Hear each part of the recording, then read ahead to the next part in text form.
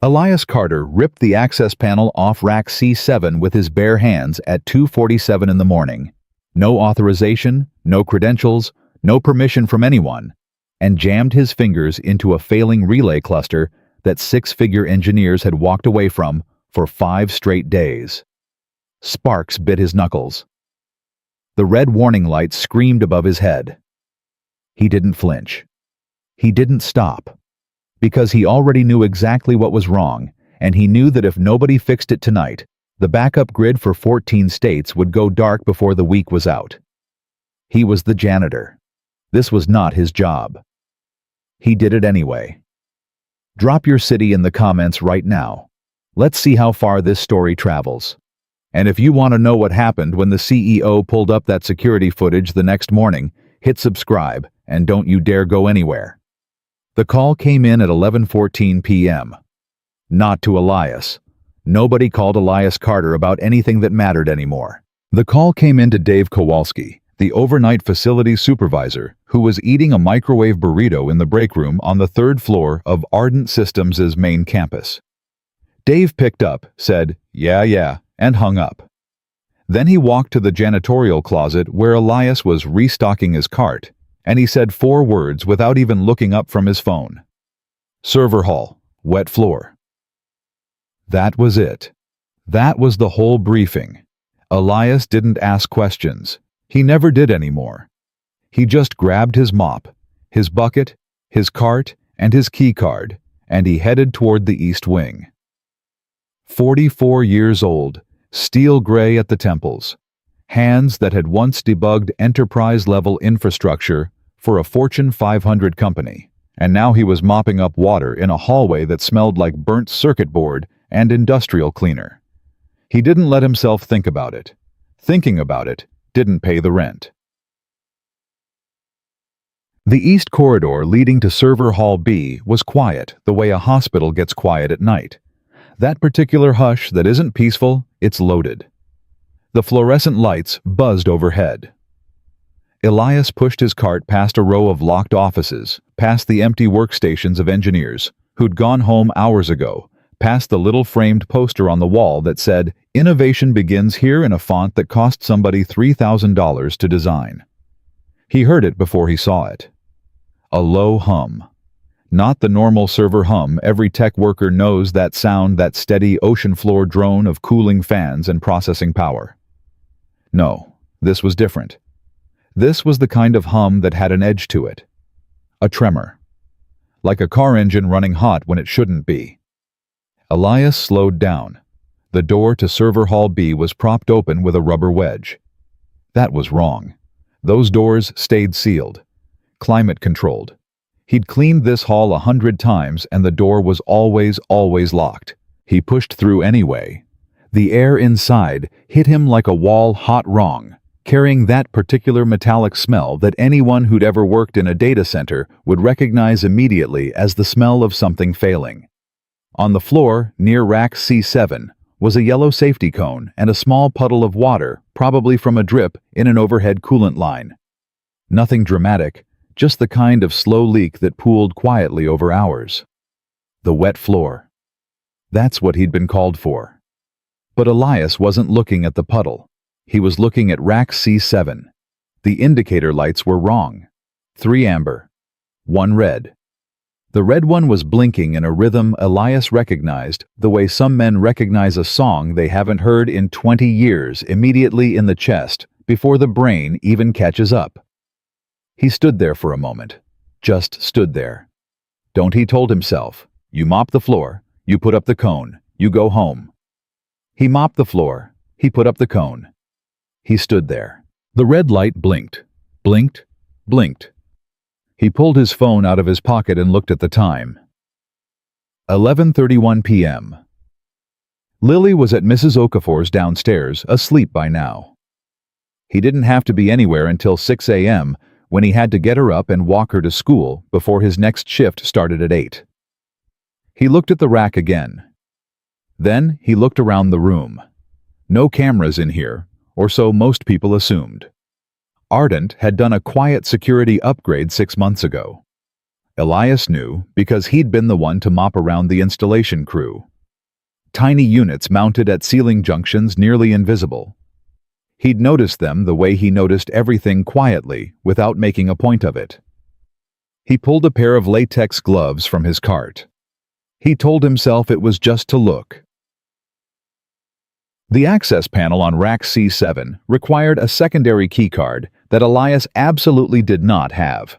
What he did have was an 8-year-old habit of keeping a flathead screwdriver in his cart, because facilities work, like most honest work, required the right tool more often than people gave it credit for. He didn't use it on the panel. He didn't need to. The panel was actually already unlocked. Whoever had been working on this rack last, and based on the residue of dried coffee and the scattered printouts nearby, somebody had been here recently. They'd left it unlatched. Sloppy. Elias pulled the panel open and looked. What he saw made him go very, very still. He'd spent 8 years as a systems architect. He'd overseen infrastructure builds for hospitals, for energy grids, for financial institutions. He knew what he was looking at the moment he looked at it. A failed redundancy relay. Not just failed incorrectly, in a way that had triggered a thermal cascade in the secondary cooling loop. The patch the engineers had tried to apply, he could see it. The bypass configuration was right there in the wiring, was working against the system, not with it. They'd essentially tried to fix a blocked artery by pushing harder on the blockage. The system wasn't going to crash tonight. Maybe not tomorrow. But it was going to crash. And when it did, based on what he was reading in those indicator lights, the data loss would be catastrophic. Server Hall B housed redundant backups for clients Elias didn't know by name, but he knew the scale.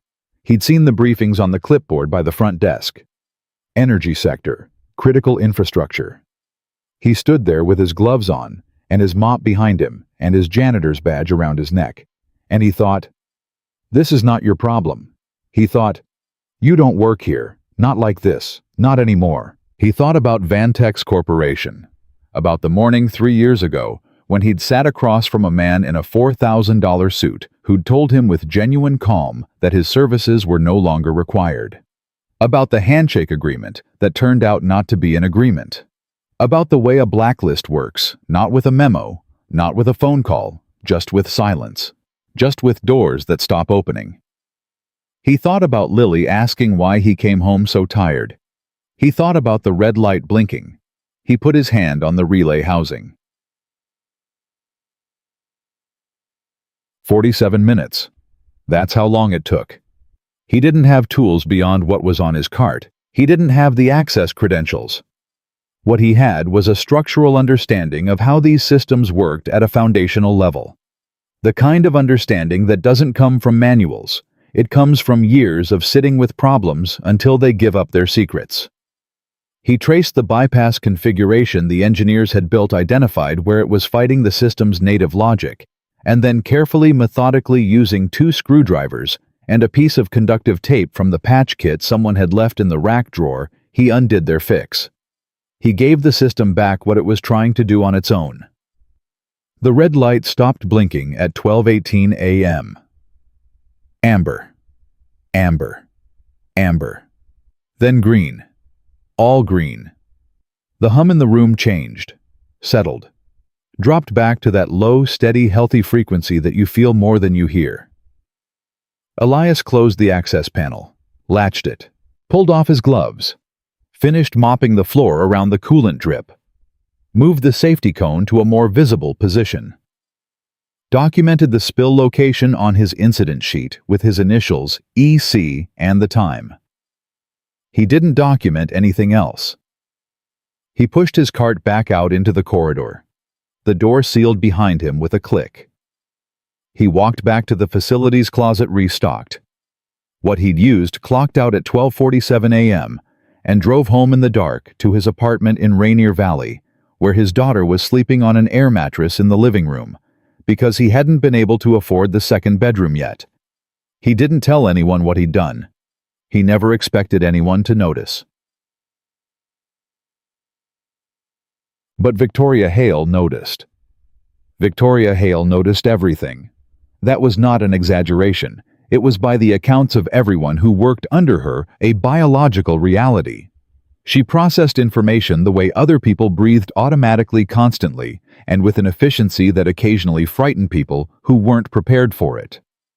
She'd built Ardent Systems from a 12-person startup into a $900 million infrastructure firm in 11 years.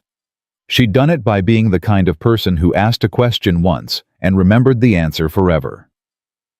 When the facility's overnight report landed in her assistant's queue at 7 a.m., it was supposed to get sorted with the rest of the routine maintenance logs. Instead, her assistant, a meticulous young man named Theo, who had learned quickly that nothing came across his desk without potential significance, flagged a timestamp discrepancy. The incident report for Server Hall B listed a coolant spill documented at 12:34 a.m. The security log for the server hall showed the door accessed at 11:31 p.m. and sealed at 12:22 a.m. And the system diagnostic log, the automated one that ran every 4 hours, showed that at exactly 12:18 a.m. Server Hall B's Rack C7 had returned to full operational status after 5 days of progressive thermal degradation. 5 days. Her lead engineering team had been trying to solve that problem for 5 days. Theo pulled the security footage before he even made the call. Victoria was on her second coffee when Theo walked in and set a tablet on her desk without a word. He pressed play. She watched a man in a gray janitor's uniform push a mop cart through the server hall door. She watched him stop. She watched him stand very still and look at Rack C7, the way you look at something you recognize. She watched him pull on latex gloves. She sat forward. She watched him work for 47 minutes, without documentation, without authorization, without a word to anyone. She watched him close the panel, finish mopping the floor, document the spill on his sheet. Just the spill, nothing else, and leave. She watched the system timestamp 12:18 a.m. All green. She set the tablet down. "Who is he?" she said. "Elias Carter," Theo said. "Overnight facilities. He's been here about 8 months. Get me everything." "Already printing." Victoria looked at the paused image on the tablet. The man in the gray uniform, his back to the camera, the server rack lights all green behind him. Something moved through her chest that she didn't immediately have a name for. It wasn't quite admiration. It wasn't quite guilt. It was something older and harder than either of those things. She picked up the tablet again. "Cancel my 9 o'clock, she said. Elias got the message at 7:52 a.m., standing in the drop-off lane outside Lily's school. It came as a text from the main Ardent Systems number, which was unusual because Ardent Systems had never texted him anything. His shift notifications came from Dave's personal cell.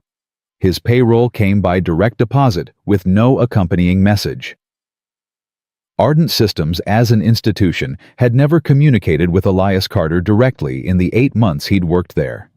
The text said, "Mr. Carter, please report to the Executive Suite 14th floor at 10 a.m. today. This is at the request of Victoria Hale. Your supervisor has been informed." Lily was already halfway out of the car.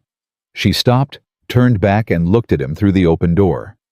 She was 9 years old with her mother's eyes and his stubbornness, and she read his face the way she always did, carefully and too accurately for a 9-year-old. "Dad, you okay?" "Fine, baby." He managed a smile. "Have a good day, Mrs. Okafor will get you after school." "You're making your worried face." "I don't have a worried face."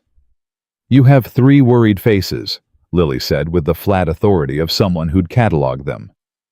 "That's your medium one." She paused. "Is it about work?" "Go to school, Lily." "Okay." She shouldered her backpack. "But if somebody's being mean to you at work, you don't have to be nice back. Mrs. Reyes says standing up for yourself isn't the same as being rude." He watched her walk through the school doors and disappear into the noise of other children. Then he looked at the text again. Victoria Hale. He knew who she was, the way everyone who worked at Ardent knew who she was, The way you know who owns the ocean when you're swimming in it. He'd cleaned her floor. He'd emptied her wastebasket. He'd done it precisely once on a Saturday when the regular crew for the executive floor called in sick, and he'd been the one Dave pointed at. He'd moved through her office quietly and efficiently, and she hadn't been there, and it hadn't meant anything. He sat in the drop-off lane until another parent honked at him, then he drove home to change his clothes. He didn't own a suit anymore. He'd sold the last one at a consignment shop 14 months ago, a charcoal Hugo Boss he'd bought for his first day at Vantex, back when he'd still believed that the right clothes could help you walk through the right doors. He had a dark button-down and slacks that weren't embarrassing. He pressed them with the iron he kept for Lily's school picture days, put on his least scuffed shoes, and stood in the bathroom mirror looking at himself for longer than was probably productive. 44 years old, gray at the temples, a face that had seen better decades. Hands that were clean but calloused in the wrong places, now not from keyboards, from mop handles. This is a conversation, he told himself. That's all this is. You go up, you listen, you say as little as possible, and you come back down. He got in the elevator at 9:58 a.m. The 14th floor was a different planet. The carpet changed. The light changed. The air smelled different. Not better, just more expensive. The receptionist, a woman who looked like she'd been hired specifically to make people feel underdressed, looked up at him and said his name before he could say it himself. "Mr. Carter, she's ready for you." The office door was already open. Victoria Hale was standing at the window. She didn't turn around when he walked in, which told him immediately that this was intentional, that she wanted him to enter the room on his own terms, without the power move of a direct look. He'd dealt with executives long enough to read the choreography. She was being careful. That made him more nervous, not less. "Close the door, please," she said. He closed it. She turned around.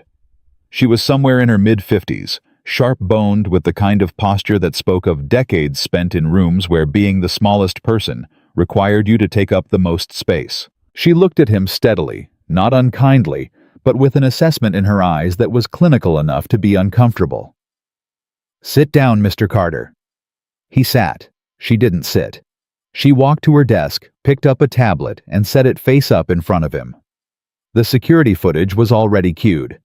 She pressed play, and then folded her arms and watched him watch it. He didn't say anything. He watched the figure in the gray uniform work on rack C7. He watched the green lights come on. He watched himself clean up and leave. She stopped the playback. The room was very quiet. "That's you," she said. It wasn't a question. "Yes," he said. "My lead engineering team worked that problem for 5 days." She said it without anger, without accusation, just as a statement of fact offered plainly. They had full access, full documentation, and 3 weeks of diagnostic data. They couldn't fix it. She paused. "You fixed it in 47 minutes with what you had in a janitorial cart." Elias looked at his tablet. Then he looked at her. The floor needed mopping.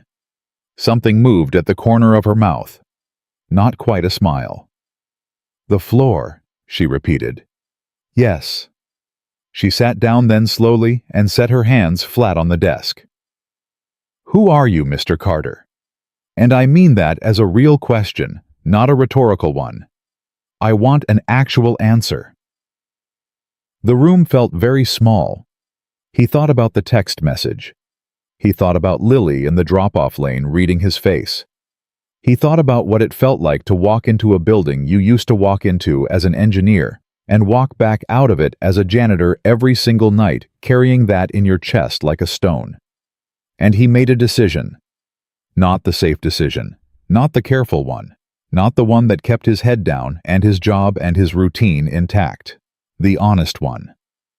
"My name is Elias Carter," he said.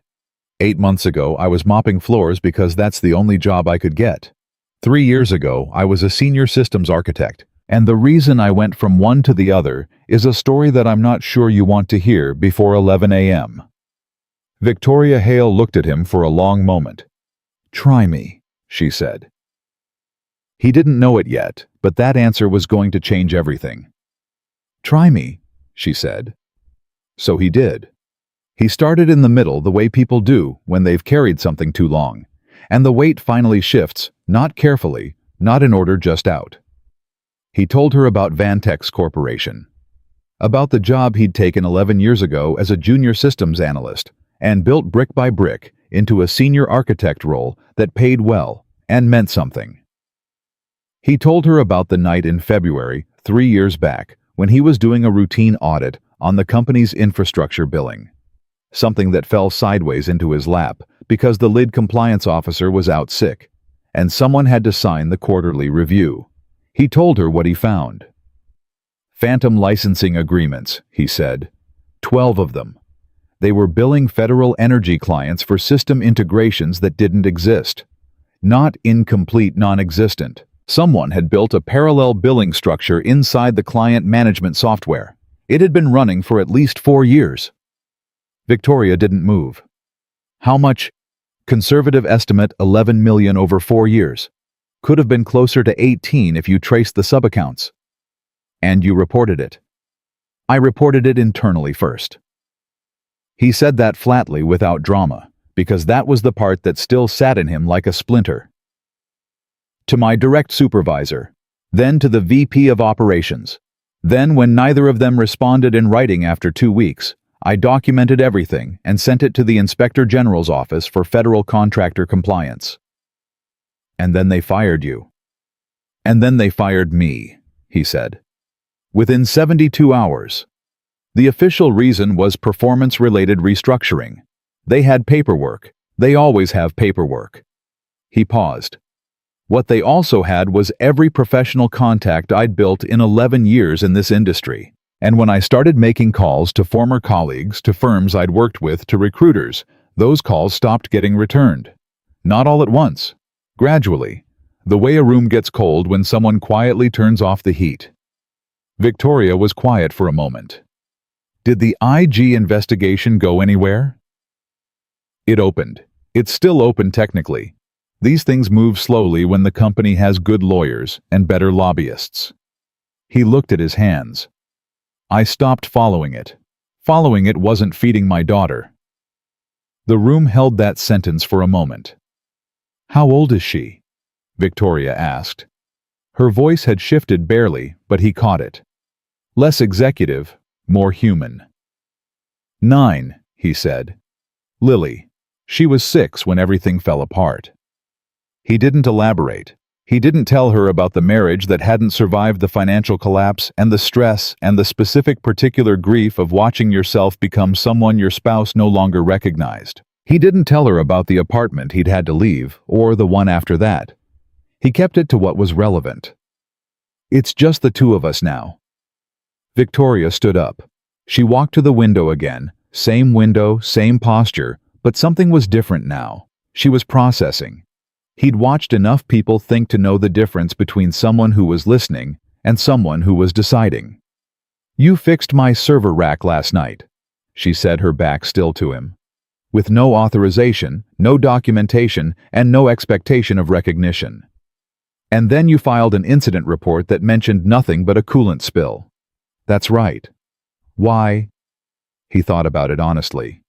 Because the system was failing, and I knew how to fix it, and nobody else was there. That's not an answer, she said. That's a description. I'm asking why. Why would a man who's been treated the way you've been treated do something that benefits a company that doesn't know his name? You could have mopped the floor, written up the spill, and walked out. Nobody would have known the difference. I would have, he said. She turned around. He held her gaze. I've spent 3 years trying to figure out who I am now that I can't do the work I was trained to do. And what I kept coming back to, the only thing that didn't change, no matter how bad it got, was that I don't walk away from a problem I can solve. That's not virtue. It's just who I am. He paused. The red light was on. I knew how to make it go green. That's all it was. Victoria Hale looked at him for a long time without speaking. Long enough that he started to feel the edges of the room again, the expensive carpet, the clean desk, the framed awards on the wall that represented a version of professional life he used to live and now cleaned up after. Long enough that he thought he'd said the wrong thing, or too much of the right thing, which sometimes amounts to the same mistake. Then she said, "I want you to tell me exactly what you found in that rack. Everything. Walk me through it like I'm an engineer, because I was once before I became whatever I am now." Something shifted in his chest. He leaned forward. And he told her. He told her about the failed redundancy relay and the thermal cascade. He told her about the bypass configuration her engineers had tried to implement and why it was working against the system's native logic instead of with it. He used the correct terminology without thinking about it. The words came back to him the way muscle memory comes back, your hands remembering what your mind tries to forget. He sketched the configuration with his finger on the desk surface, mapping the system the way he used to map them on whiteboards, and she followed it. She followed all of it. She asked 2 questions, both precise, and he answered them precisely. When he finished, she was quiet again. "My lead engineer," she said slowly, "Marcus Pruitt, 15 years experience, 3 infrastructure certifications, told me on day 3 that the relay failure was non-recoverable without a full hardware replacement. He gave me a quote for the replacement, $87,000 and a 6-week timeline."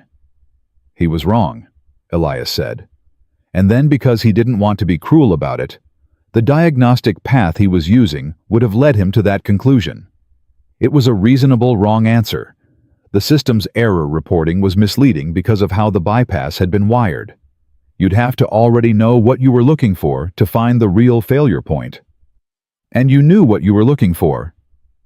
I'd seen that failure mode before. Different hardware, same underlying logic. About 7 years ago on a hospital network built in Portland. He paused. I almost missed it then too. I only caught it because I stayed late.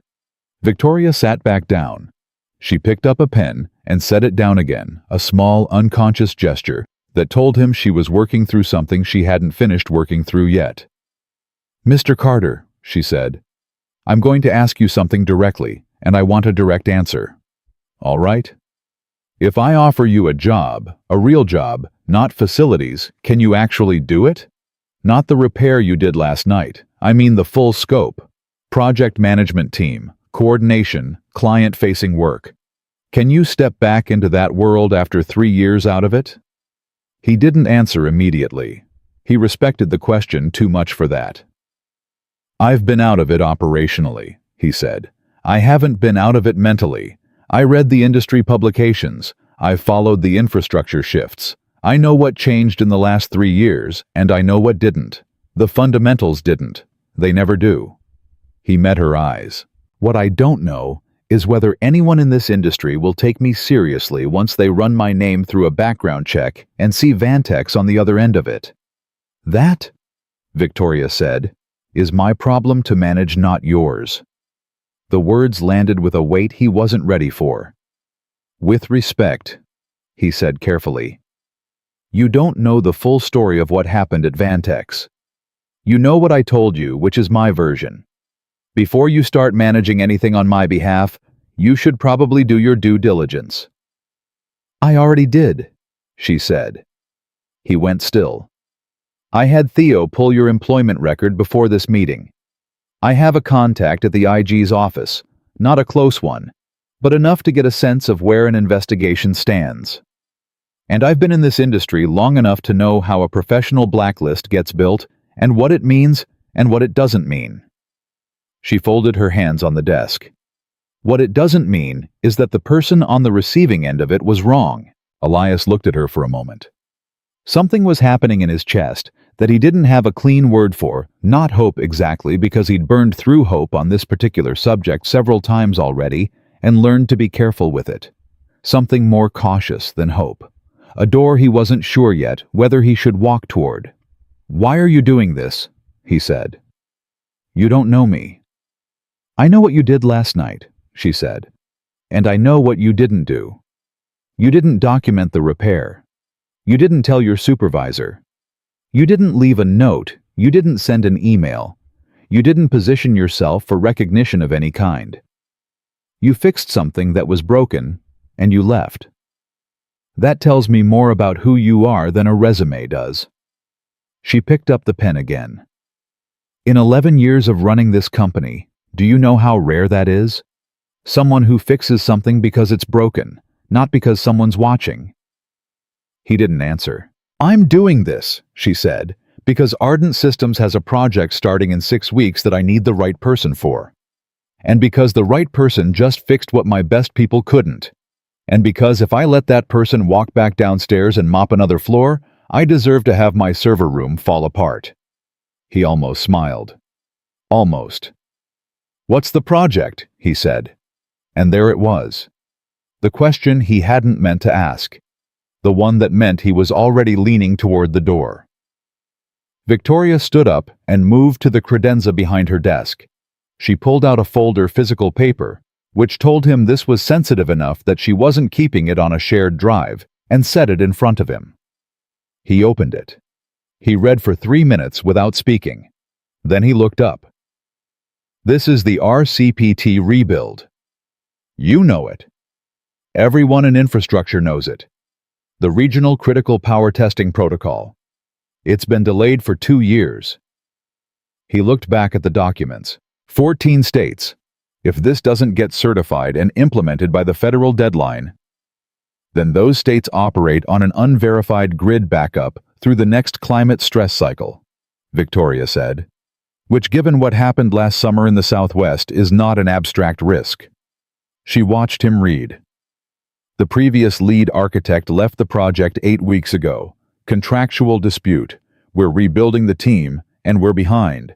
The federal deadline doesn't move." "What do you need from a lead?" "Full protocol redesign. The previous architecture had structural flaws that we identified after his departure. The testing framework was being built on assumptions that don't hold under real-world stress conditions. We need someone who can see the system the way it actually works, not the way it's supposed to work on paper." She paused. "The way you saw Rack C7 last night." Elias closed the folder.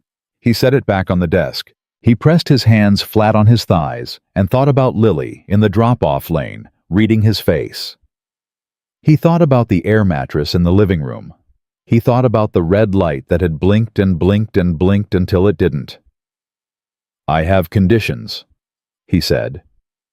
Victoria raised an eyebrow, not an offense in interest. "My name gets cleared, not internally formally. If you have the contact at the IG's office, I want the Vantex investigation to get the evidence package I compiled. All of it. I have copies. I've always had copies." He held her gaze. "I don't need the vindication for myself. I need it so that when my name appears on federal infrastructure documentation, it doesn't have a flag attached to it that some auditor uses to pull the whole project." "That's a reasonable condition," she said. "What else? I want to know the team I'm working with before I commit. Not their resumes, I want to meet them. The way you just met me. If I'm going to rebuild a critical protocol from the foundation up, I need to know the people standing on it with me." "Also reasonable." She tilted her head slightly. "Anything else?" He thought about it. "Yes," he said. "I wanted in writing that my current employment, the facilities position, is terminated with full separation and no negative documentation. Whatever HR record exists for Elias Carter, janitor, ends clean." Something moved through her expression that he couldn't quite read. "Why does that matter?" "Because Lily is going to ask what happened to the old job," he said simply. "And I don't want there to be anything on paper that makes the answer complicated." Victoria was quiet for a moment. Then she said in a voice that had lost every last trace of the executive register, "Okay." Just that. "Okay." Elias stood up. He wasn't sure exactly when he'd decided. Maybe it was the folder. Maybe it was the word, "okay." Maybe it was the fact that she'd done the due diligence before the meeting, instead of asking him to prove himself first. But the decision was made, and it had the particular weight of something that doesn't get unmade. He reached across the desk and extended his hand. She shook it. Her grip was firm and direct, and she looked at him when she did it the way people do when they mean the handshake. "I'll have Theo set up the team meeting for Thursday," she said. "And I'll make some calls this afternoon about the IG matter." "I'll bring the documentation tomorrow," he said. He walked to the door. His hand was on the handle when she spoke again. "Mr. Carter?" He turned. "Last night when you were in that server room, were you scared?" The question surprised him. He thought about it honestly, the way he'd been doing everything honestly in this room for the past hour, because something about the room had required it. "Not of the electricity," he said. "I was scared it wasn't going to work, that I'd been out of the game long enough that what I remembered wasn't enough." He paused. "It was. But I didn't know that until the lights went green." She nodded slowly. "Good," she said. "That kind of scared keeps you sharp. The other kind just keeps you still." He walked out. The elevator ride down from the 14th floor took 45 seconds. He counted them without meaning to. When the doors opened at the lobby, the world looked exactly the same as it had when he'd walked in. Same receptionist, same security desk, same glass doors to the Seattle morning. But something in the 45 seconds had shifted the way the air shifts before a storm that hasn't announced itself yet. He pushed through the glass doors. He pulled out his phone and called Mrs. Okafor. "She's fine," the older woman said before he could ask. "She ate her whole lunch. She drew something for you, a robot, I think, or possibly a very confident toaster. Hard to say." Elias laughed. It came out rougher than he expected, like something that had been sitting unused in a drawer. "I'll pick her up at the regular time," he said. "Take your time. We're doing puzzles." A pause. "Elias, you sound different." "Different how?" A long pause. "Like yourself," she said. "Like you used to sound." He stood on the sidewalk outside Ardent Systems with his least scuffed shoes and his pressed button-down and the folder of RCPT documentation he was going to spend the next 48 hours memorizing, and he thought about what Mrs. Okafor had just said. Like yourself. He wasn't sure yet whether that was a promise or a warning. In his experience, those two things had a way of looking identical until it was too late to tell the difference.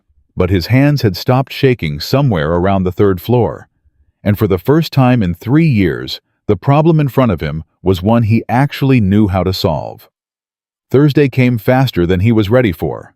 Elias spent the 48 hours between the handshake and the team meeting the way he used to spend the nights before major client presentations back at Vantex at the kitchen table past midnight, with coffee and documentation and the particular focused silence that only exists when a child is asleep and the world has stopped asking things of you for a few hours. He read the RCPT project files that Theo had sent to his personal email.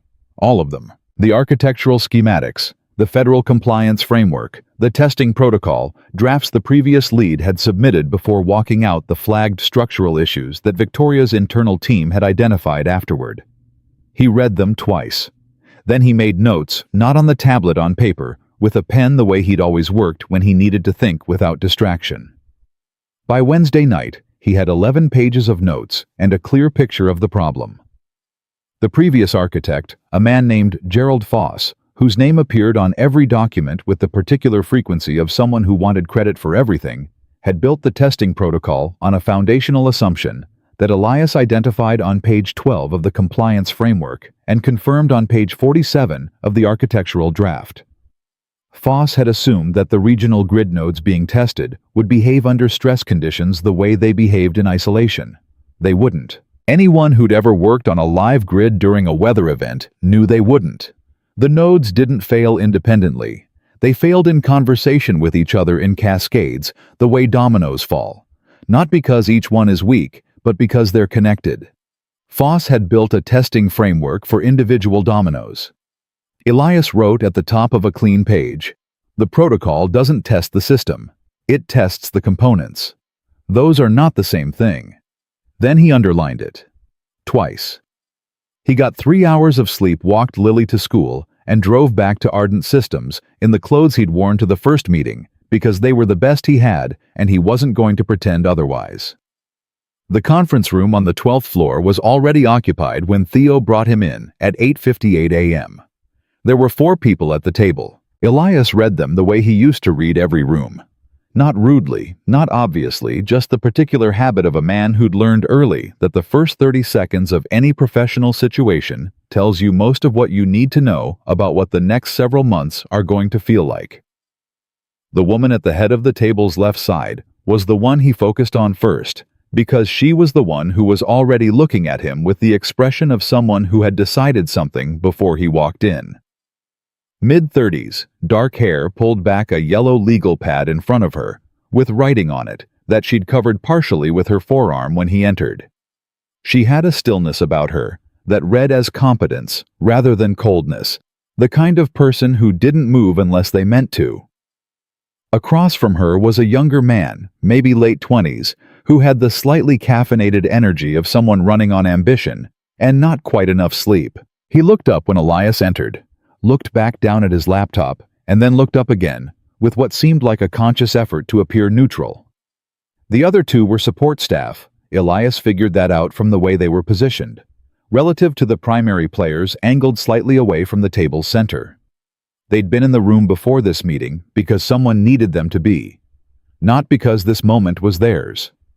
Victoria was already there, standing by the window, always the window, he noted, and she gave him one small nod when he walked in.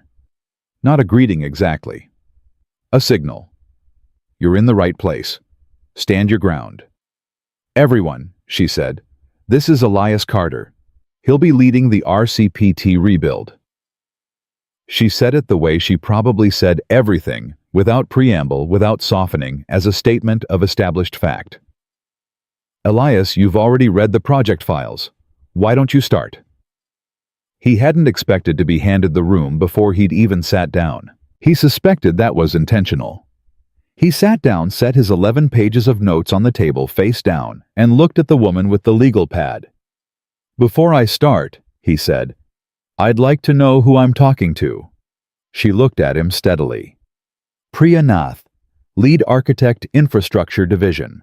I've been on this project since it launched 18 months ago. A pause that carried just enough weight to be informative. I worked under Gerald Foss. Elias held her gaze. And what did you think of his approach? Something shifted behind her eyes.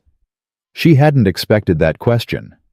Nobody expects to be asked their honest opinion in a room that's still figuring out its power structure. I thought it was technically competent, she said carefully.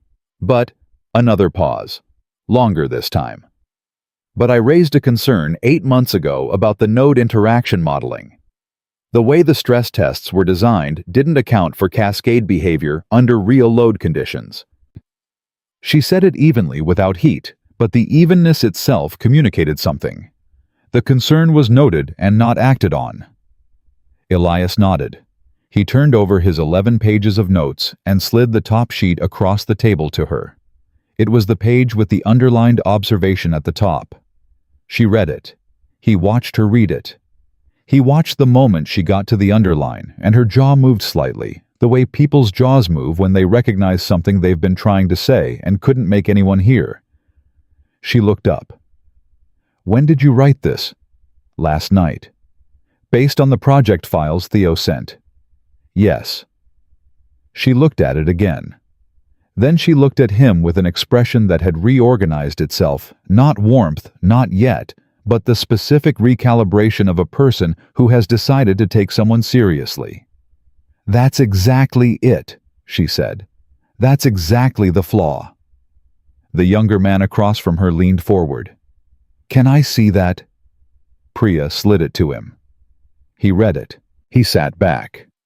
He looked at Elias with an expression that was fighting with itself between defensiveness and acknowledgement. I'm Marcus, he said. Marcus Webb, Junior Systems Engineer.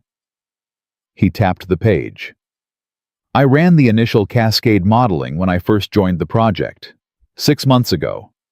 My numbers didn't match the protocol's assumptions, and Foss told me to recalibrate my inputs until they did. He said this with the flat, careful tone of someone who had been angry about something for a long time and learned to keep it at a controlled simmer. So I did, because I was new, and he was the lead. The room was quiet for a moment. Elias looked at Marcus. "How old are you?" 28. "When you ran that cascade modeling, what were your actual numbers before you adjusted them?" Marcus reached into his laptop bag and produced a printout that he set on the table with the energy of a man who'd been carrying it around for 6 months, waiting for exactly this moment. These. Elias looked at the numbers. He looked at them for about 20 seconds.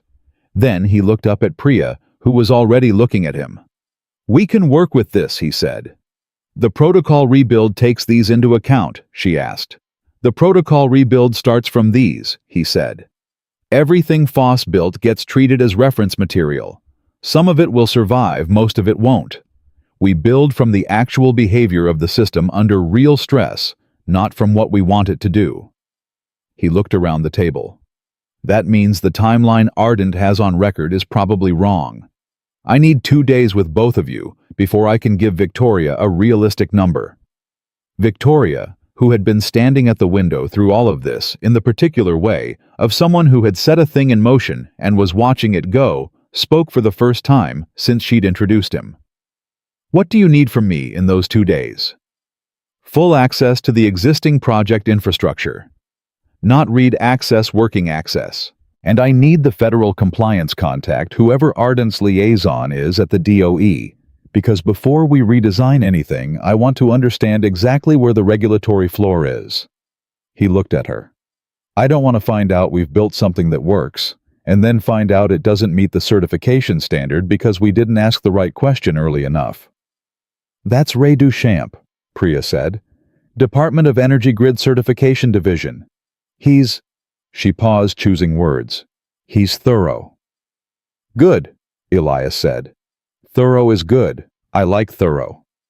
Marcus almost smiled. Almost. The meeting ran for another 90 minutes. By the end of it, Elias had assigned Priya and Marcus their initial tasks. Priya rebuilding the cascade interaction model from Marcus's original numbers. Marcus pulling the real-world stress data from the last 3 years of regional grid events that the protocol would need to be tested against. The support staff had taken notes. Victoria had said almost nothing and missed nothing. When the room started to clear, Priya gathered her legal pad, the writing she'd covered with her forearm when he first walked in. He caught a glimpse of it as she stood. At the top, questions for new lead. Below that, 7 items densely written. She hadn't needed to ask any of them. He counted that as a reasonable start. Priya stopped at the door. She turned back, and for the first time her expression had something in it that wasn't assessment. "The concern I raised 8 months ago," she said. "I put it in writing. Foss dismissed it in writing too. I kept the thread." She held his gaze. "I'll forward it to you today. I think you'll want to see how the problem was documented, and how it was buried." "Thank you," he said. She nodded once and walked out. Marcus lingered, packing his laptop with the slightly awkward energy of someone who has something to say and hasn't decided if he's going to say it yet. "For what it's worth," Marcus said finally, not looking up from his bag. "I looked you up after Victoria told us you were coming in." He zipped his bag. "I found the Vantex stuff." Elias waited. "I also found the infrastructure audit you filed with the IG's office. The technical documentation." He finally looked up. "It's good work. Really good work. The kind that..." He stopped. "The kind that somebody should have listened to." Elias said nothing for a moment. There wasn't a clean response to that. "Go pull that grid data," he said. "Real numbers only. I don't want anything that's been smoothed or adjusted to fit a model. Raw." "Yes, sir," Marcus said. And then, because he was 28 and apparently couldn't entirely suppress it, he added, "It's good to have you here." He walked out before Elias could figure out what to do with that. Victoria waited until the room was empty. She sat down across from him and folded her hands on the table. Well, she said, Priya's the one who's been holding this project together. He said, whatever credit Foss got for the 18 months of work before he left, it was her doing most of the actual architecture. You know that. I know that now, Victoria said with a precision that suggested the knowing had been recent and had cost someone. She never pushed for recognition. People who are really good at something rarely push for recognition, Elias said. They're too busy solving the problem. He shuffled his notes. She's also the one who saw the flaw, 8 months ago. If Foss had listened to her, then we wouldn't be rebuilding. Will she work well with you? She'll work well with anyone who's actually trying to solve the problem instead of protect a position. He paused. That's not nothing. And Marcus. Marcus has the instincts. He's been playing small because he learned that playing big got his work dismissed. Give him room and he'll grow into it. He looked at her. Don't let anyone tell him to recalibrate his numbers again unless the numbers are actually wrong. Victoria made a note. Anything else? He hesitated. Just briefly, barely enough to notice. She noticed. What? She said. The Vantex documentation, he said. I said I'd bring it today. I have it. He reached into the folder he'd carried in and pushed a USB drive across the table. Everything I compiled. The original billing records I found, the internal communications, my reports to the VP and the operations team, their non-responses, and the package I sent to the IG. All of it. He looked at the drive on the table between them. I've had that backed up in 3 places for 3 years. I kept thinking I was going to need it for something. I just didn't know what. Victoria picked it up, held it for a moment. I made a call yesterday, she said. My contact at the IG's office. The Vantex investigation is technically open, but it's been effectively dormant. The case officer changed twice. Documentation requests weren't being followed up on. She set the drive down. I was told that if additional technical documentation were submitted through proper channels with a formal request for case review, it would likely get assigned to an active investigator. Likely, Elias repeated. In my experience, likely from that office means yes when someone's paying attention. She met his eyes. I intend to make sure someone is paying attention. He looked at the drive. 3 years of his life on a piece of plastic the size of his thumb. 3 years of carrying something that nobody had wanted to receive until now. I need to ask you something, he said, and I need you to be straight with me. I've been straight with you since Monday morning, she said. Why does Vantex matter to you? You could have hired me and ignored the whole thing. My past is my problem, not Ardent's. She was quiet for a moment, not evasive, thoughtful. There was a difference, and he was beginning to be able to read which one she was doing. I started a company, she said, 11 years ago.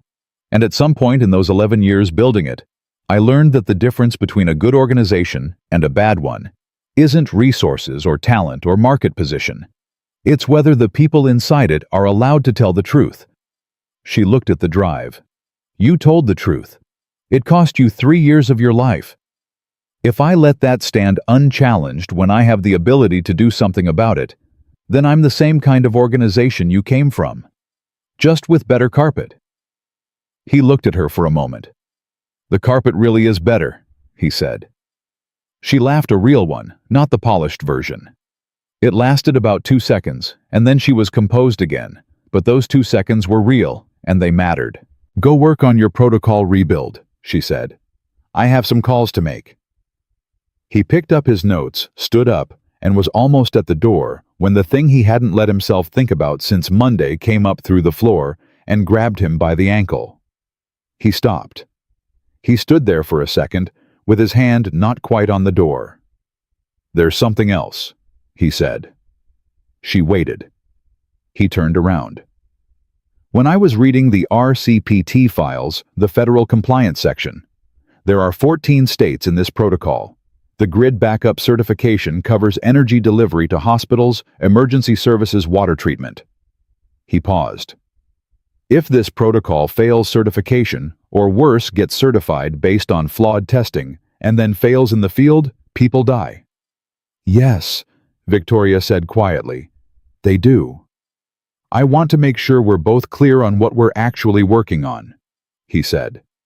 Not a project, not a contract, not a deadline. He held her gaze. People. She didn't look away. We're clear, she said. He nodded and walked out. The walk from the conference room back to the workspace Theo had set up for him on the 11th floor took 4 minutes. He used them to breathe, to let the morning settle into something he could carry.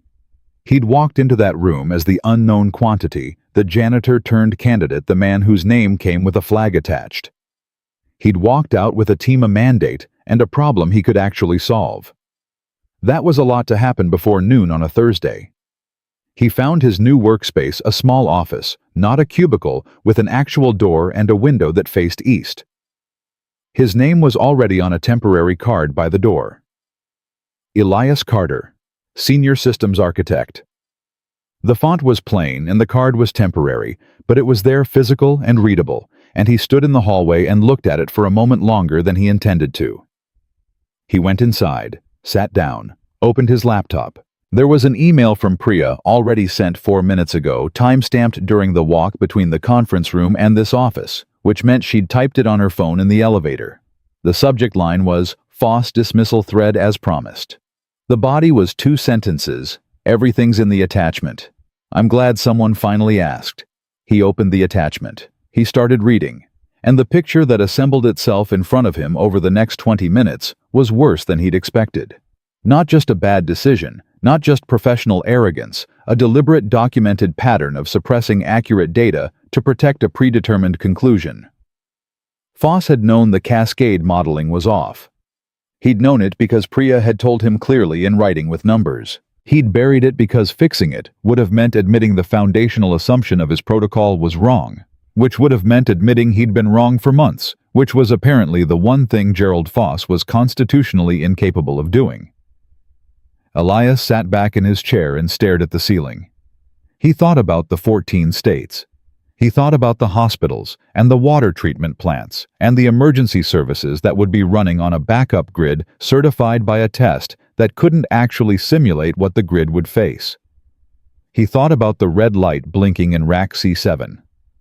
Then he sat forward, picked up his pen, flipped to a clean page in his notebook, and started writing.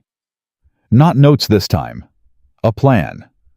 Real and specific, and sequenced the way a solution has to be when the stakes are high enough that there's no room for anything less than the exact right answer.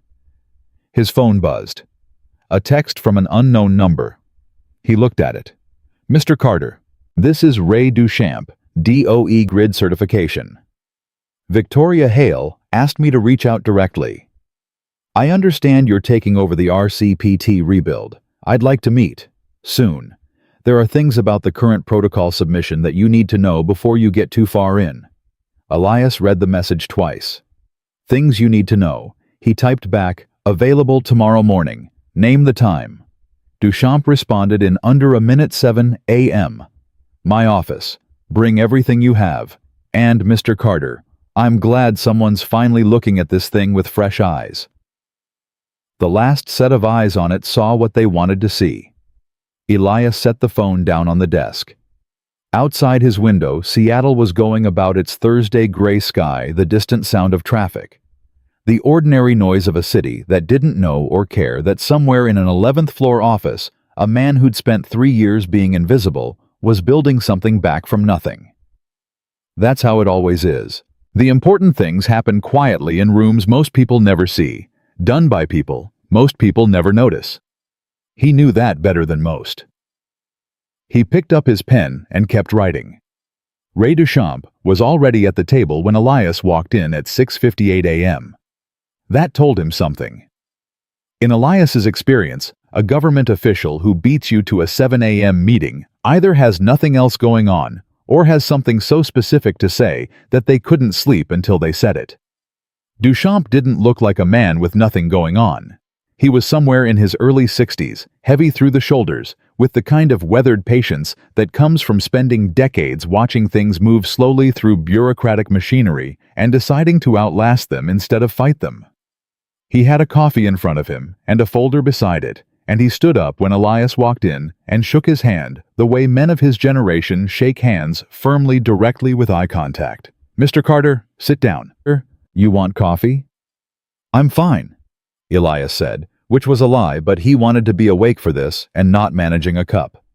"Suit yourself." Duchamp sat back down and put his hand on the folder without opening it. "Victoria Hale called me personally. That doesn't happen. She's made calls to this office before about certification timelines, about regulatory questions, routine stuff. She doesn't call me personally." He looked at Elias with the direct, unhurried gaze of someone who had decided to skip the preliminary rounds. "She told me you'd identified the foundational flaw in the FOSS protocol before you'd had the files for 24 hours. The flaw isn't subtle once you know what to look for," Elias said. "No," Duchamp said. "It isn't. Which makes it interesting that it wasn't found sooner." He opened the folder. Inside was a stack of documents, Federal Review correspondence. Elias could see DOE letterhead, and he turned them around and pushed them across the table. "Read the third page." Elias read the third page. Then he read it again. It was an internal review memo dated 14 months ago, authored by a DOE grid certification analyst named Serena Park. The memo raised concerns about the FOSS protocol's stress testing framework. Specific concerns. Technical, precise, and nearly identical to the observation Elias had written at the top of his notepad on Wednesday night. Serena Park had identified the cascade modeling flaw 14 months ago. She'd documented it clearly. She'd submitted it through proper channels. "What happened with this?" Elias said. Duchamp leaned back. "It was reviewed by a senior certification officer named Briggs. Briggs determined it was outside the scope of the preliminary review phase and deferred it to the next certification stage." He paused. "Briggs retired 8 months ago. The memo got filed. Serena Park was reassigned to a different division 4 months after submitting it." He said all of this without editorializing, in the flat, steady voice of a man reading facts he'd had a long time to be angry about. "I found this memo 6 weeks ago when I was doing an internal audit of the RCPT project file. By that time, FOSS had already walked off the project, and Ardent was in the process of identifying a new lead." Elias set the memo down on the table. "Is Briggs's deferral decision documented?" "It is." "Then we have a paper trail that shows the federal review process was aware of a structural flaw in the protocol and filed it instead of acting on it." Elias looked at Duchamp. "That's not just Ardent's problem. That's the DOE's problem." "Yes," Duchamp said. "It is." He held Elias's gaze. "Which is why I am sitting in this room at 7 in the morning, meeting a man I've never heard of, because Victoria Hale told me he was the right person to fix it, and I have run out of reasons to believe the wrong people." He put his hand flat on the folder. "I want this protocol rebuilt correctly. I want it certified correctly. And I want it documented in a way that makes it impossible for anyone to file away the real numbers ever again." He paused. "Can you do that?" "Yes," Elias said, "without rushing it to meet a deadline that should be pushed back if it needs to be pushed back."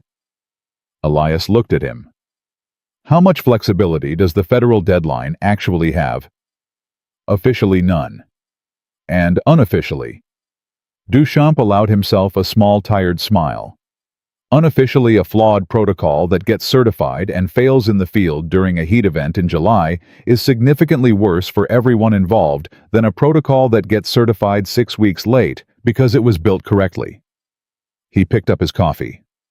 "I cannot tell you the deadline moves. I can tell you that I have the authority to flag a project for extended technical review if I have sufficient documented reason to believe the submitted certification is based on compromised data." He looked at Elias over the rim of his cup. "Give me the documented reason, and I'll give you the time." Elias picked up Serena Park's memo and turned it back around on the table between them. "Can I have a copy of this?" "I brought you 2. Duchamp said, and produced a second copy from the back of the folder. Elias took it. He looked at the date on it again 14 months ago and felt something move through him that he recognized from his own experience. The specific weight of having been right about something in writing and watching it get set aside. He didn't know Serena Park, but he knew exactly what those 14 months had felt like. "I want her involved," he said. Duchamp looked at him. Park. She already did the analysis. She saw the problem clearly enough to document it. "I'm rebuilding a protocol from the foundation up, and she's already done work that belongs in that foundation. It makes no sense to leave her out." He met Duchamp's eyes. "And she deserves to see the things she flagged actually get fixed." Duchamp was quiet for a moment. Something moved behind his eyes that might have been appreciation, or might have been the look of a man who'd spent too long watching the wrong instincts rewarded and was recalibrating. "I'll reach out to her today," he said. "Thank you." Elias picked up his folder and stood up. "One more thing. Briggs, the officer who filed the deferral. What about him? Is anyone looking at the pattern of his deferral decisions? Not just this one. How many technical flags got filed under his review?" Duchamp looked at him steadily. "That question is above your pay grade, Mr. Carter." "I know," Elias said. "I'm asking anyway." A pause, long enough to mean something. "Someone is looking at it," Duchamp said carefully. "That's all I'll say." He stood and extended his hand. "Build me something that works. Documented, tested, real. Don't cut corners, and don't let anyone tell you to." "I won't," Elias said. They shook hands. He walked out of the DOE building into the Seattle morning with 2 copies of a memo that had been buried for 14 months, and the particular clarity that comes from understanding finally and completely the full shape of the problem you've been handed. He called Priya from the parking lot. She picked up on the second ring. "You're not in the office yet." "I was at the DOE. I need you and Marcus in the conference room in 45 minutes. Bring everything you've pulled so far on the cascade modeling." He paused. "And Priya, you were right. About all of it. 8 months ago.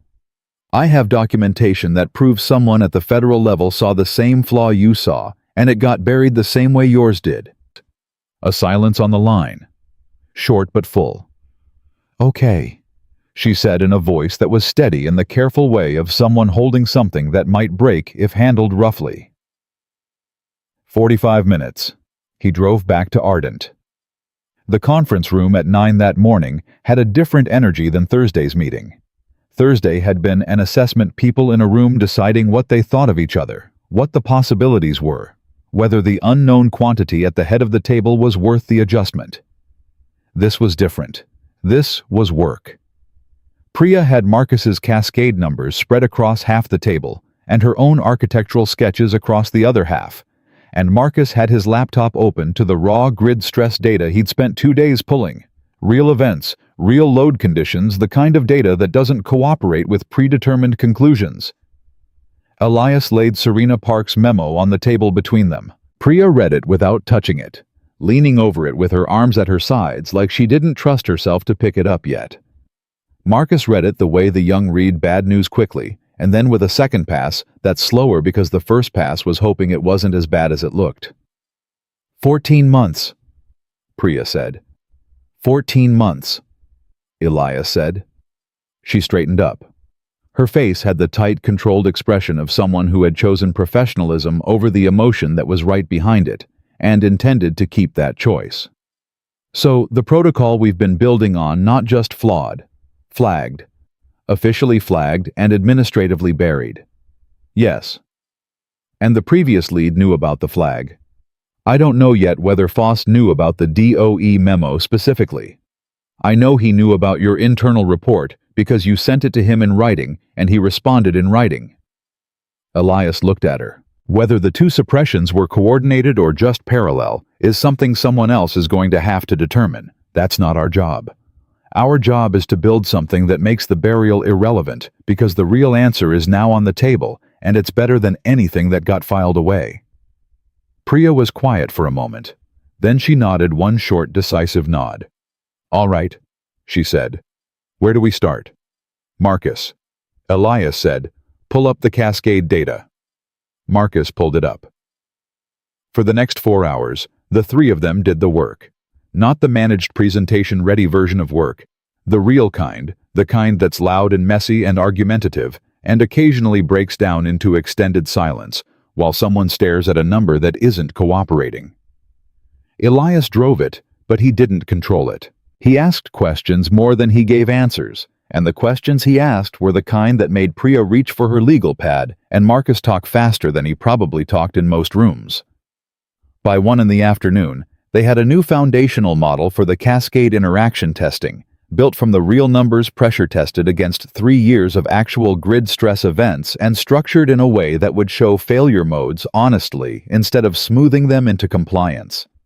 It was significantly more demanding than what Foss had built. It was also unmistakably correct. The certification process is going to push back on this, Priya said, sitting back and looking at the whiteboard they'd covered in the past 4 hours. The new testing parameters are harder. Some of the current grid infrastructure in the 14-state region is going to show stress points under this model that didn't show up under Foss's framework. Yes, Elias said. That means upgrades, she said. Infrastructure upgrades at the state level. That's political. That's budget. That's 18 different agencies and legislative sessions and procurement processes. Yes, Elias said again. She looked at him. You know that's going to create resistance to our certification. I know, he said. I also know that the grid either handles the real load or it doesn't, regardless of whether we test for it. Finding the stress points in a testing protocol is better than finding them during a heat event in July when the hospitals are running on backup power. He picked up his marker. We document every finding. We make the case in the data, not in the argument. You can fight a man's opinion. You can't fight his numbers when his numbers are right. Marcus was looking at the whiteboard. He said quietly, almost to himself, "This is the right way to do it." "It is," Elias said. "Get used to doing it this way." Victoria appeared in the conference room doorway at 2:15, the way she sometimes appeared, without announcement, without urgency, just suddenly present. She looked at the whiteboard. She looked at the three of them. She read the room the way she read everything, completely and quickly. "Progress," she said. "New foundational model," Priya said. "We have what we need to rebuild the protocol correctly." "Timeline." Elias looked at her. "I need to talk to you about the timeline. Privately." Victoria held his gaze. "My office, 5 minutes." He got there in 4. She was already at her desk when he walked in, and she looked up at him with the expression of someone who had calculated a range of possible conversations and was waiting to find out which one this was. He sat down without waiting to be invited. He'd stopped waiting to be invited somewhere around the second meeting. "The honest timeline," he said, "is 10 weeks minimum. That's rebuilding the protocol from the new foundation, running the full cascade simulation suite, against 3 years of real stress data, getting Duchamp's extended review approval, and completing the federal documentation package." He paused. "The Foss timeline, the one currently on record with the DOE, is 6 weeks from today." "So we're 4 weeks short," Victoria said. "We're 4 weeks short on the old promise. We're exactly right on a new one." He leaned forward.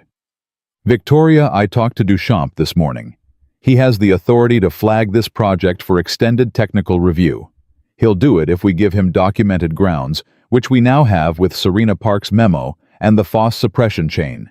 That buys us the time without Ardent being in breach of the contract." She was quiet, looking at her desk, thinking. "The client relationship," she said. "The state energy agencies. They've been waiting on this protocol. 4 more weeks. 4 more weeks of the right protocol is better than 6 weeks of a wrong one that fails in the field," he said. "You know that. You knew it when you hired me." She looked up at him. "Yes," she said. "I did." She sat back. "You talk to Duchamp. I'll manage the client communication." She paused. And Elias, the Vantex matter. I heard from the IG contact this afternoon. He went still. The case has been reassigned to an active investigator. The documentation you gave me on Monday is being formally entered into the record. The investigator wants to schedule a conversation with you directly, not a deposition, an informal briefing, to understand the technical evidence. She held his eyes. It's moving. He didn't say anything for a moment. 3 years of carrying that USB drive in 3 different locations. 3 years of the phone calls that didn't get returned and the doors that stayed shut and the February morning in the office of the man in the $4,000 suit. Okay, he said. His voice was level. He made it level. Are you all right? Victoria asked, and she asked it in the voice that wasn't the executive voice. The other one, the one he'd heard twice now, the one that had a person in it. I will be, he said honestly. When it's done, I will be. She nodded and didn't push it further, which was exactly the right call. He went back to the 11th floor. He stood in his small office with his name on the temporary card outside, and his 11 pages of notes on the desk, and the rebuilt protocol framework still alive in his head, and he called Mrs. Okafor. She's fine, the older woman said. Ate everything. Currently engaged in a very serious argument with herself about whether a dolphin could beat a horse in a race on land. Where'd she land? The dolphin can try very hard, and that matters more than winning. A pause. She's a complicated thinker, your daughter. Yeah, Elias said. She is. He exhaled slowly, and the exhale carried more weight than it should have. Mrs. Okafor heard it. Elias, something happened today. Several things happened today. Good things or bad things? He thought about the memo, about the whiteboard, about Victoria saying it's moving in the voice with a person in it, about Marcus at 28 finally running his real numbers without being told to adjust them, about Priya's tight, controlled expression when she'd read Serena Park's name. Right things, he said. Things that should have happened a long time ago. Mrs. Okafor was quiet for a moment. I'll keep her for dinner, she said. You take the time you need. He sat down at his desk. He opened his email and started drafting the documentation request for Duchamp formal precise building the case from the evidence in clean, professional language that left no room for another filing cabinet, another deferral, another quiet burial. He wrote for an hour without stopping, and somewhere around the 45th minute, sitting in his office on the 11th floor with his name on the door and the right numbers finally on the table, he realized that the particular stone he'd been carrying in his chest since the February morning 3 years ago had shifted. Not gone. It didn't go in 45 minutes. But shifted lighter by a fraction, the way a weight gets lighter, not when you put it down, but when you finally understand what you've been carrying it toward. His phone buzzed. A text from an unsaved number. Mr. Carter, this is Serena Park. Ray Duchamp called me an hour ago. He said you asked for me specifically. I don't know what's happening exactly, but I'd like to understand. Can we talk? He read it twice. He thought about what she'd done 14 months ago, the same thing Priya had done 8 months ago, the same thing he'd done 3 years ago. Documented the truth clearly and watched it disappear into a system that wasn't ready to hear it. He typed back, yes. Tomorrow if you can. There's a lot to tell you and most of it you're going to want to hear. 3 dots appeared. Then I've been waiting 14 months for someone to say that. He set the phone down. Outside Seattle had started to go dark at the edges, the way it does in the late afternoon, when the cloud cover thickens and the city light starts to come up from below instead of above. He could see it through his east-facing window, the particular gray gold of a Pacific Northwest evening that manages to be both heavy and beautiful at the same time. He thought about Lily and the dolphin that could try very hard, and whether that mattered more than winning. He thought it probably did. He thought she'd figured that out at 9 years old, and it had taken him 44 years to really understand it. He saved the documentation draft, locked his computer, and picked up his jacket. In the elevator down, he thought about what tomorrow would bring Serena Park and the team, and the rebuilt protocol, and Duchamp's formal review request, and whatever the IG investigator needed from him, and all the structural weight of a project that had 14 states and 1,000 hospitals and a federal deadline attached to it. He thought about all of it and didn't feel crushed by it. That was new. The elevator opened at the lobby. He walked out through the glass doors into the Seattle evening.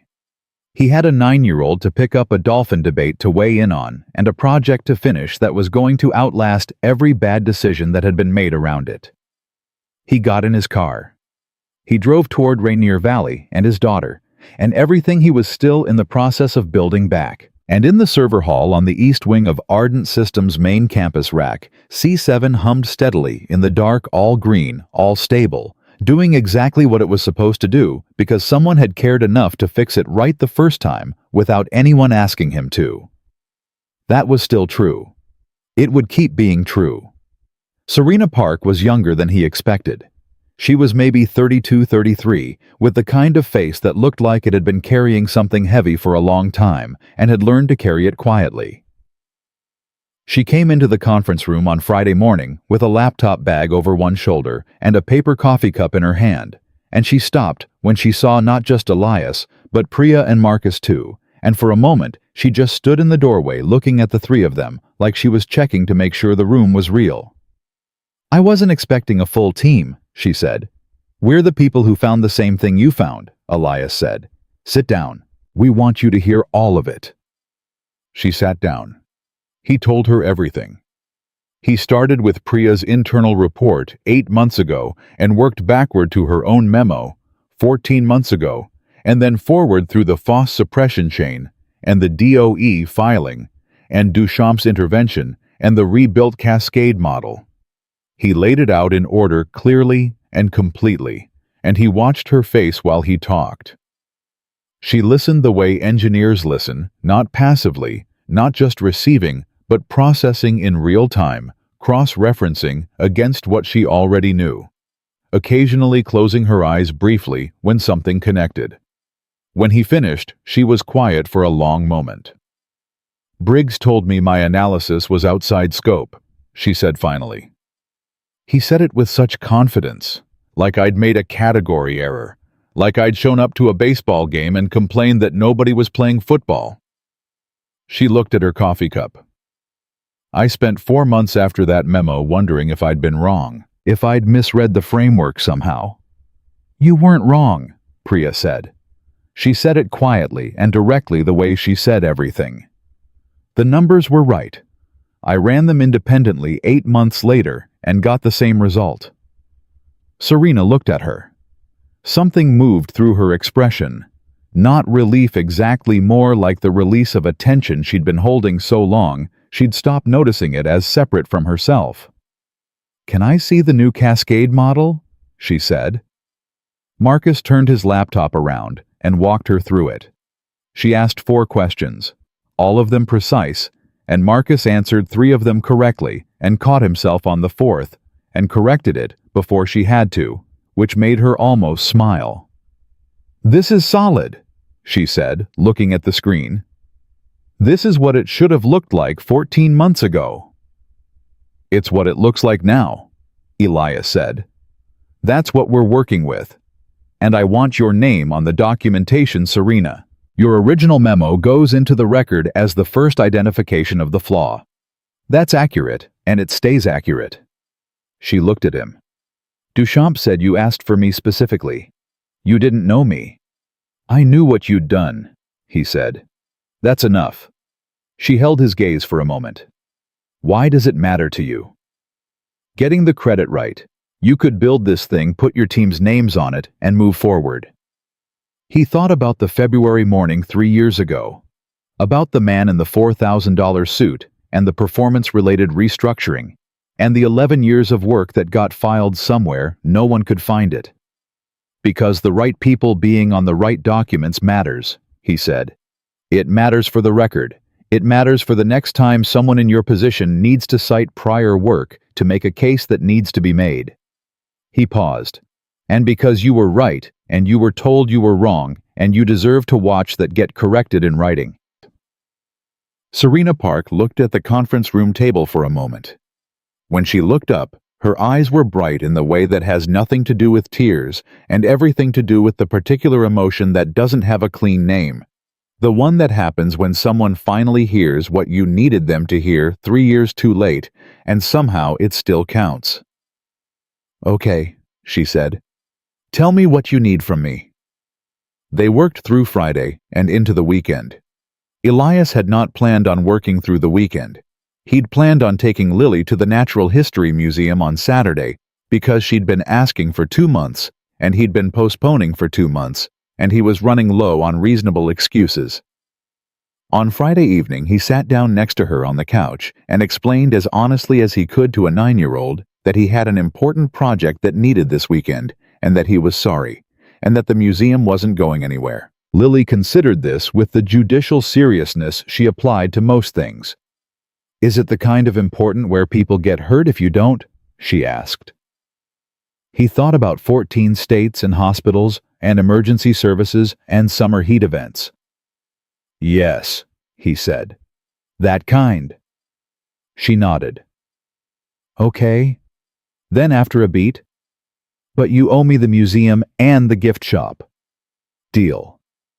"The whole gift shop, Dad, not just the postcard section. I heard you the first time." She went back to her book satisfied, and he sat there for a moment longer than he needed to, because something about watching her read the complete self-contained focus of it, the way she turned pages without looking up, filled up a space in his chest that had been empty for a long time. "Dad," she said without looking up. "Yeah." "You're doing your okay face." "I have an okay face." "It's like your medium worried face except your shoulders are down." She turned a page. "It means things are getting better." He looked at her for a moment.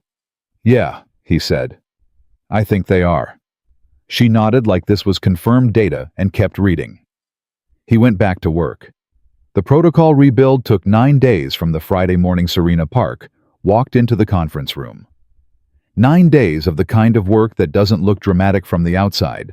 No single breakthrough moment, no one revelation, just the steady accumulation of right decisions made by people who had stopped pretending the wrong decisions were right.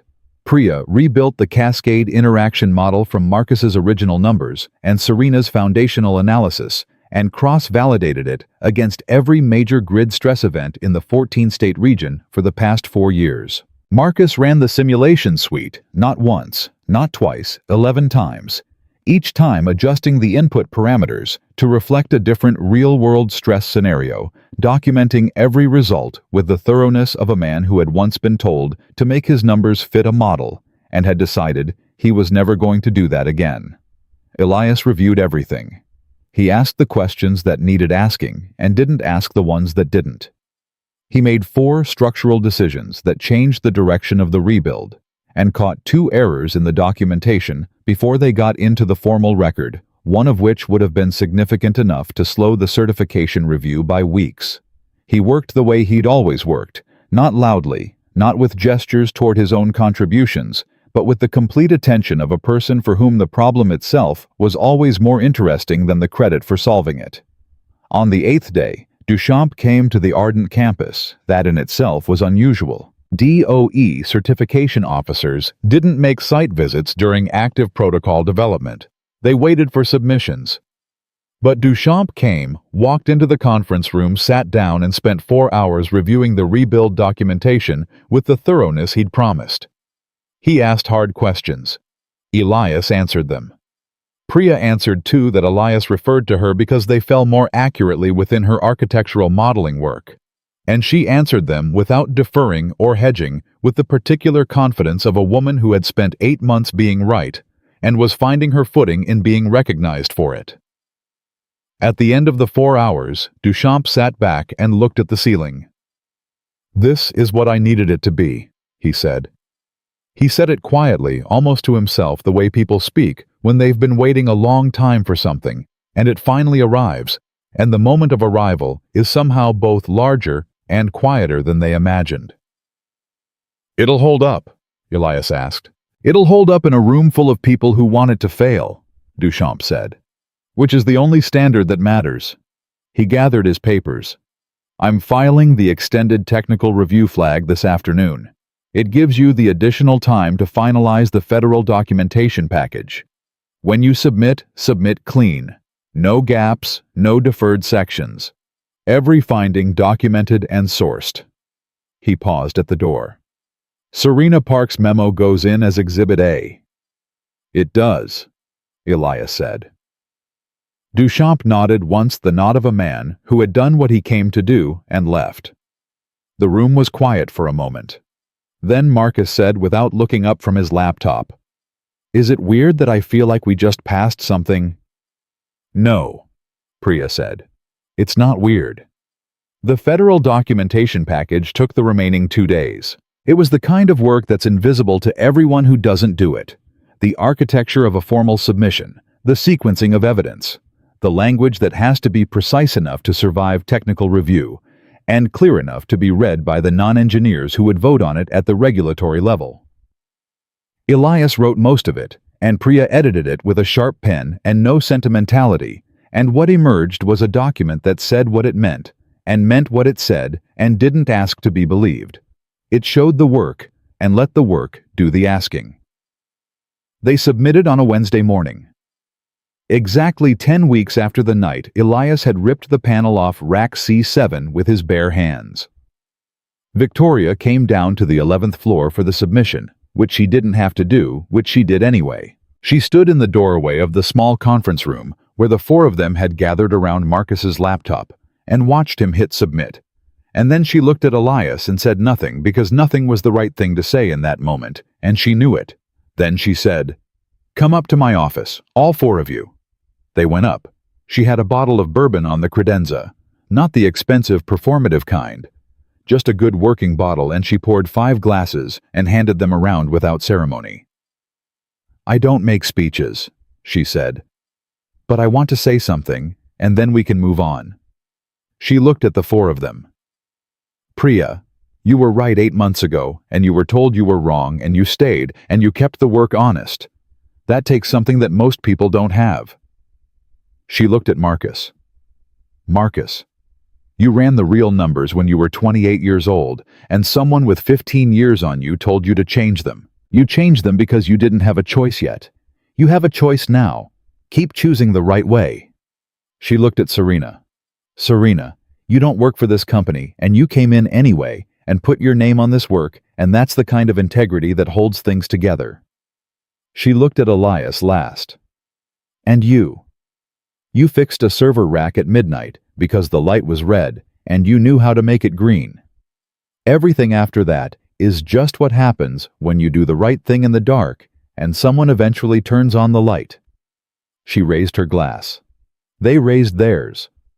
Nobody made a joke about it. Some moments don't need a joke. The IG investigation into Vantex moved faster than anyone expected after that. The formal investigator, a woman named Holloway, thorough and humorless in the way that good investigators are thorough and humorless, called Elias on the Thursday after the RCPT submission. And they talked for 2 hours. She asked technical questions about the billing structures he'd found, and he answered them clearly and completely. She asked about the internal reporting sequence, and he walked her through it. His supervisor, then the VP, then the silence, then the IG filing, then the termination. She asked if he had documentation of the sequence. "I have everything," he said. "I know," she said. "I've read it. I'm asking because I want to hear you confirm it." "Yes, all of it." A pause. "Mr. Carter, the case against Vantex Corporation is significantly stronger with your technical analysis in the record. I want you to know that." Another pause.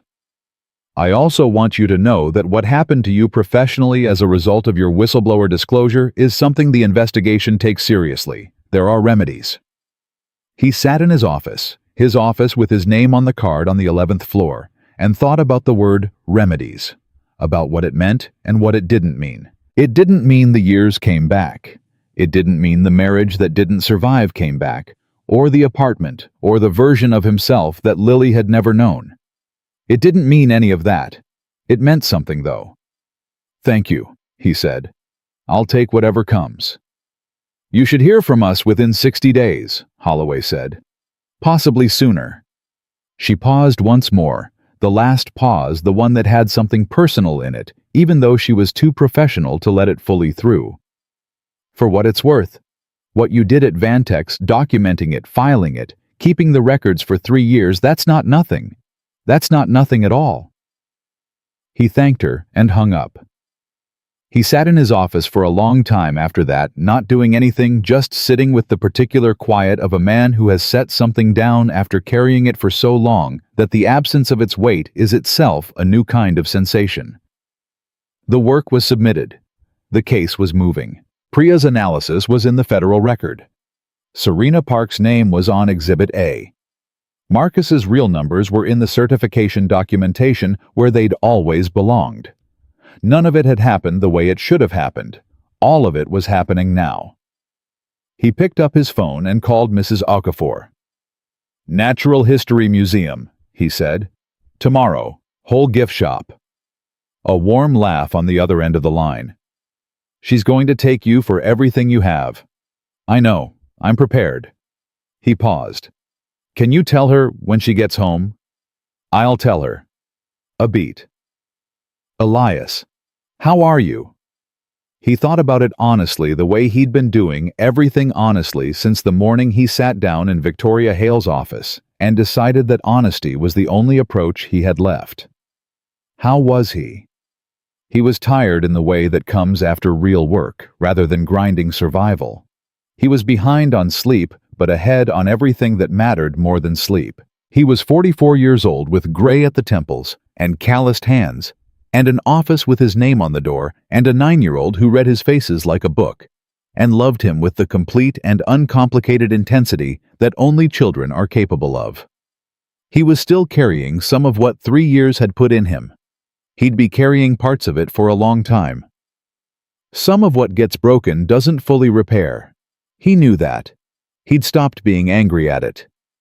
"Better," he said. "I'm better, Mrs. Okafor." She heard what was in that word. "Good," she said simply. "That's good." He was still at his desk at 6:30 when Priya knocked on the open door. She had her bag over her shoulder and her jacket on, ready to leave, and she leaned in the doorway with the slightly tentative quality she occasionally showed at the edges of professional interaction, the part of her that hadn't fully recalibrated yet to a room where it was safe to be right. "She's going to be okay, you know," Priya said. "Serena, I think this helped her." "I think so too." She asked if she could be considered for a consulting role on the next phase, the implementation monitoring. "Tell her yes," Elias said without hesitating. "She's already doing the work.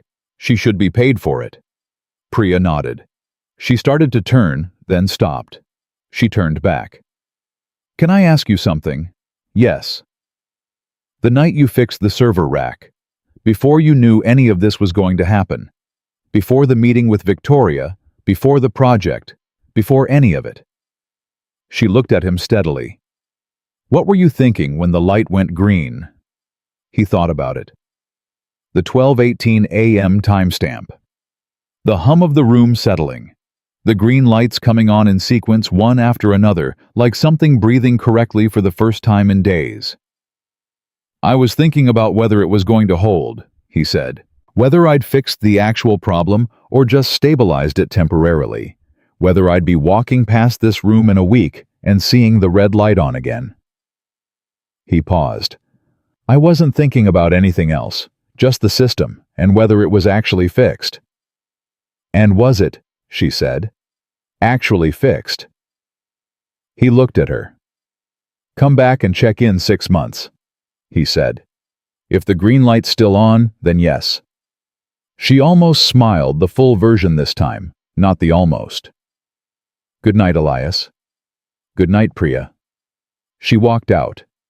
He heard the office area settle into the particular quiet of a building after hours, the hum of the HVAC, the distant elevator, the sounds of a place that keeps running even when the people have gone home. He closed his laptop. He put on his jacket. He turned off his desk lamp. He stood in the dark of his office for a moment, which he did sometimes at the end of a day, not from habit, just from the particular recognition that this room, this card on the door, this version of his life had not existed 10 weeks ago. Sometimes a person needs to stand in a thing for a second before they walk away from it. Then he walked out. He picked up Lily at 7:15. She was at the kitchen table at Mrs. Okafor's doing homework with the focused intensity she brought to most things, and she looked up when he came in and said, "Museum tomorrow, the whole gift shop you already promised," in one breath, like she'd been rehearsing it. "I know," he said. "Mrs. Okafor said you called." She looked at him. "You're doing your okay face." "I told you I don't have an okay face." "You have 3 worried faces, 1 okay face, and 1 happy face," she said with the authority of a complete inventory. "That's the okay one." He looked at her, this person who had his stubbornness, and her mother's eyes, and apparently a detailed emotional taxonomy of his facial expressions, and he thought about everything she didn't know yet, and would know someday, about what the last 3 years had cost, and what these last 10 weeks had built back, and what it meant to have someone in the world who read your face that carefully. "Get your stuff," he said. "Let's go home." She got her stuff. She talked the whole way home about a presentation she was giving on Friday, about ocean ecosystems, about a disagreement she'd had with her friend Cora, about whether jellyfish could feel things, about what she planned to do in the gift shop tomorrow. He drove and listened and answered when she asked him things, and didn't answer when she was clearly just talking because she liked to talk, which he'd learned to recognize around age 6, and had come to deeply appreciate.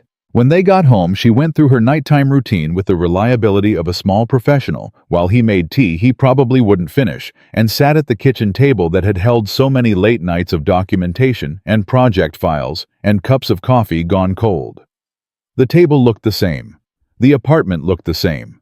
But the quality of the silence was different, not the silence of someone grinding through darkness towards something they couldn't see, but the silence of someone who could see where they were going and was no longer in a hurry in the wrong way.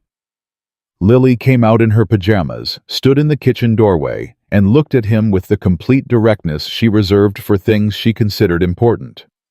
"Dad," she said, "did you fix something today?" He thought about the Cascade model and Serena Park's name on Exhibit A, and Duchamp looking at the ceiling and saying, "This is what I needed it to be." He thought about Marcus running the right numbers, and Priya finally being heard, and a protocol that was going to keep the lights on in 14 states and the hospitals in them and the people in those hospitals. "Yeah, baby," he said. "Yeah, I did." She considered this. A big thing or a small thing? Big. She nodded satisfied and patted over and hugged him around the shoulders from behind, the way she'd done since she was small enough that her arms barely reached. He put his hand over hers. "I'm proud of you," she said into his shoulder. He didn't say anything for a moment. He sat in that, in the weight of it, in what it meant to be seen clearly by the one person in the world whose opinion of you lives in a completely different category from every other opinion you'll ever receive. "I know," he said finally. "Go to bed, Lily. Museum tomorrow. Museum tomorrow." She let go and went to bed, and he sat at the kitchen table in the quiet of the apartment in Rainier Valley and thought about what had happened in 10 weeks and what it meant and what came next. There was more work, there was always more work. The RCPT implementation phase, the Vantex investigation, and whatever came out of it. The second bedroom he could now realistically think about by spring. The conversations with Lily about the last 3 years that would come eventually when she was old enough to hold them, about what it means to do the right thing and pay for it and keep doing it anyway. All of it was still in front of him. He picked up his tea. He thought about Rack C7 in the dark of Server Hall B, the green lights steady and quiet, doing exactly what they were supposed to do because someone had cared enough to stay when no one was watching. Some things get fixed in the dark. Some truths get told in empty rooms. Some people spend years doing work that no one sees, and carrying records that no one wants, and believing in the right answer past the point where belief is comfortable, or strategic, or reasonable. And then one night, a red light blinks, and they reach into the dark with their bare hands, and they fix it. Elias Carter had been that man his whole life. He just hadn't known until now that it was going to be enough.